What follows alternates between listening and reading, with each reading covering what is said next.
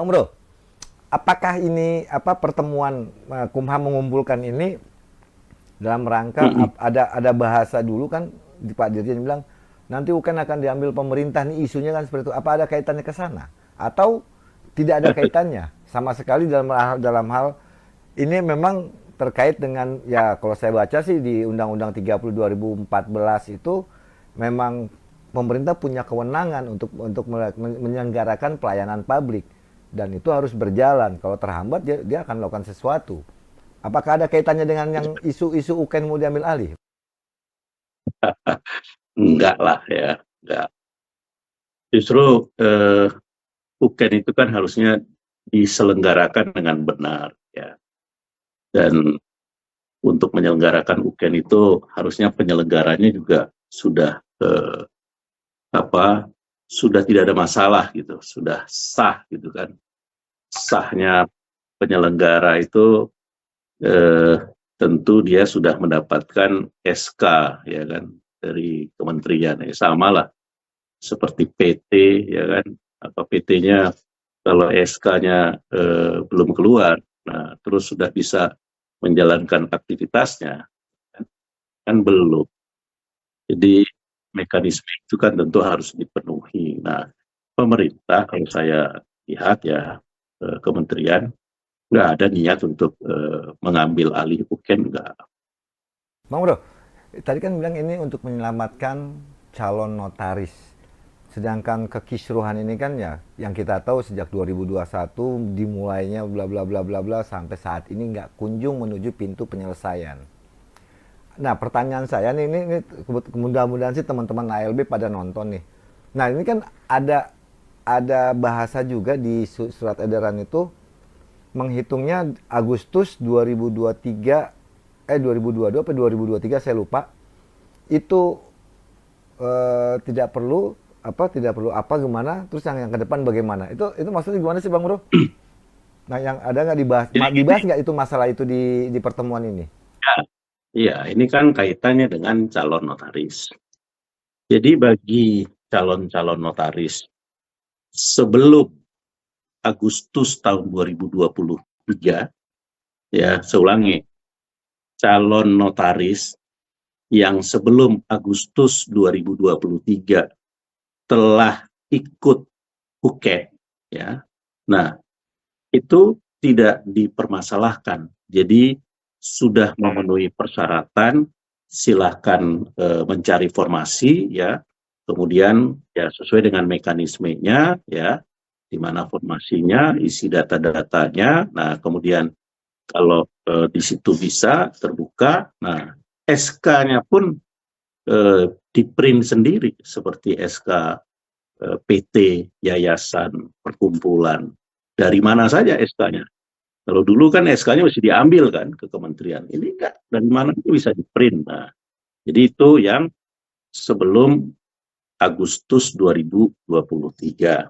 Nah, yang pasca, yang setelah Agustus tahun 2023, memang ada UKEN, seperti yang disampaikan oleh Pak Dirjen, ya, dan diselenggarakan oleh eh, kelompok Kongres dan kelompok KLB.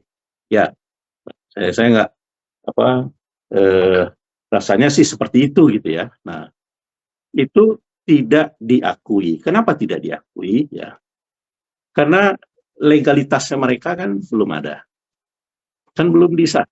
Satu itu. Terus kementerian kan sudah menyampaikan jangan dilaksanakan, ya kan? Dan itu saya kira eh, banyak yang tahu, ya, banyak yang mendengarkan. Nah, jangan dilaksanakan, tunggu dulu. Nah, tapi tetap dilaksanakan. Nah, terus konsolidasi dari masing-masing pihak juga tetap dilaksanakan. Ya kan? Nah, jadi begini, di satu provinsi dilaksanakanlah konperwil. Katakanlah provinsi itu jumlah pengurus daerahnya ada misalnya 20 ya. Terus konperwil itu diikuti oleh 20 pengda ya dan misalnya jumlah anggotanya itu 3.000 ya. Nah, seperti apa dihadiri oleh 1.600 orang misalnya ya, atau 1.500 orang. Itu kan sudah sangat ya banyak gitu kan yang ikut. Dan sudah mengikuti ketentuan anggaran dasar, anggaran rumah tangga yang lama ya. Anggaran dasar yang dipakai itu adalah anggaran dasar produk KLB bulan Mei tahun 2015 di Banten. Nah, itulah anggaran dasar yang dipakai. Jadi di situ masih disebutkan di pasal 10 tentang alat perlengkapan organisasi ya, yang terdiri dari apa rapat anggota, kemudian pengurus, kemudian dewan kehormatan, kemudian Mahkamah Perkumpulan ya. Terus di pasal 11-nya itu anggaran dasar dijelaskan lagi pengurus pusat terdiri dari seorang ketua umum ya, ketua, terus sekretaris umum, sekretaris, bendahara umum, bendahara, koordinator dan anggota bidang gitu kan. Nah, itu kan tidak ada wakil ketua umum kan. Jadi ke situ deh. Nah, jadi maksud saya anggaran dasarnya itu yang masih sah, itu yang masih dipakai. Kode etiknya juga yang hasil KLB Banten itu yang di 2015. Kalau tidak salah terdiri dari 15 pasal ya, yang isinya itu tentang apa kewajiban, larangan, hal-hal yang dikecualikan. Nah, kurang lebih seperti itu. Jadi jangan lagi ngarang-ngarang sendiri. Nah, jadi ini kembali lagi gitu kan. Nah, UKEN pasca Agustus tahun 2023 itu tidak diakui ya oleh kementerian ya. Dianggap UKEN itu diselenggarakan oleh perkumpulan yang belum lengkap ya legalitasnya ya, karena belum mendapatkan pengesahan hasil dari rapat anggota berupa kongres atau kongres luar biasa. Nah, terus pertikaian ini juga kan dampak dan akhirnya upaya untuk perdamaian kan dilakukan. Nah, dan itu sudah berjalan berlarut-larut gitu kan.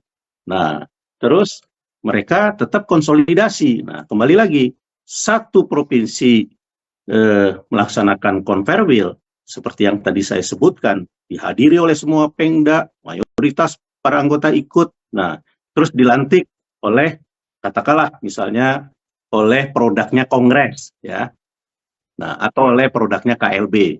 Nah, terus kemudian yang produknya Kongres ya biarin aja kata dia kan. Nah, ada teman-temannya nggak tahu itu 5 orang atau 7 orang. Nah, terus mau nggak jadi ini ketua Pengwil, tapi bentuknya PLT, mau? Nah, coba 1.500 atau 3.000 orang itu bisa setara ya dengan PLT yang jumlahnya 7 atau 15 orang atau 10 orang. Oke, Bang Bro. Dan sama-sama ketua Pengwil, iya. Dia bilang dia ketua Pengwil. Ya, bentar Bang Bro. Maksud saya gini, ini kan yang jadi permasalahan, bukan permasalahan, yang ingin saya dapatkan informasi lengkap itu kan mengenai nasib calon notaris nih yang sedang diambil sikap oleh pemerintah. Pemerintah kan saat ini mengambil sikap karena bukan dualisme ya. Perseteruan ini tidak pernah kunjung selesai. Terjadinya dua kepengurusan. Makanya pemerintah mengambil sikap dalam rangka menyelamatkan calon notaris. Nah, apakah calon-calon notaris ini akan dikenakan biaya lagi ketika mengikuti program atau langkah solusi yang dikeluarkan oleh pemerintah seperti yang sudah-sudah? Ya.